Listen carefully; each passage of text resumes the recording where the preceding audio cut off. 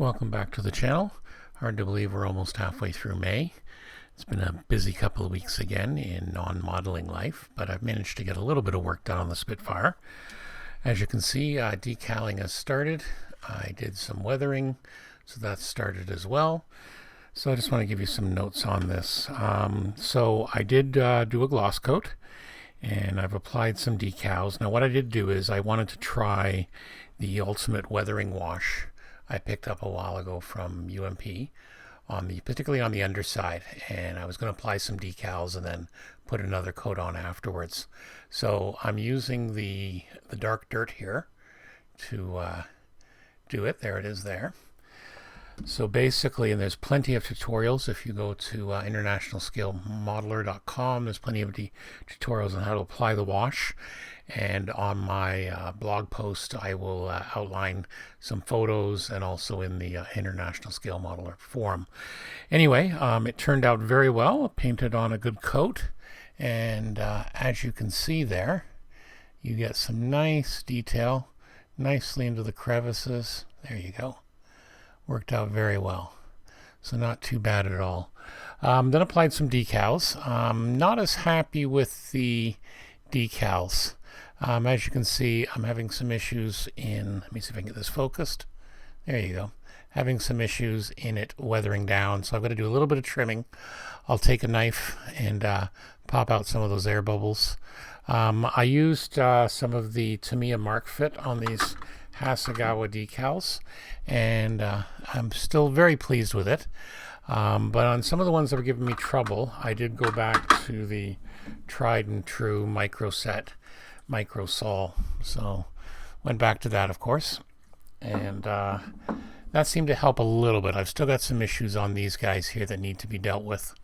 They are older decals, but I need to put another coat or two and get these to lay down a bit further.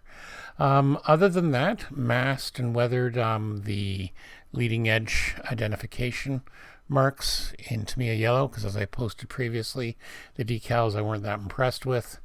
Masked and painted the stripe. That was good. Interesting thing about that, I think the next time, and I've seen some other people do this, I think the next time I would actually paint the yellow stripe first before any of the camouflage, and then just mask that off. I think I would get a better result, but not bad considering I had to do that. I've had to sand a little bit off the top, and I'll apply a little bit of touch-up paint there. But other than that, not too bad. The weathering in the wheel wells turned out well. And yes, the Ultimate Weathering Wash worked very well as well. So I'm really pleased with it so far. So not bad. I've got another one in the stash, so I've definitely learned some lessons here. So still haven't started anything else new. As you know, I did mention I was probably going to look at that Panzer II. I'm probably still going to do that. So yeah, working on that. In other news, my local hobby shop, shout out to Brofdale Hobbies, excellent train and hobby shop here in London. They finally got in the Vallejo, and these are going to really be a pain to show on camera, the metal colors lines.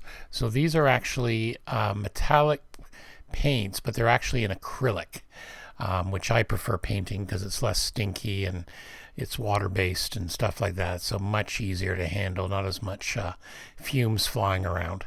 So I'm looking forward to trying these. I've got a couple of projects in the queue I want to try these on. So yeah, I picked up the Pale Burnt Metal and the Jet Exhaust, so looking forward to trying them. I've heard some very good reviews on them, so we'll see how they go, and we'll do a more detailed report and video once I'm actually using them.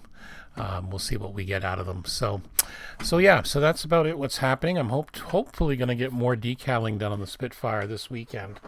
There's still a little bit to go. Fair amount left on the decal sheet, as you see.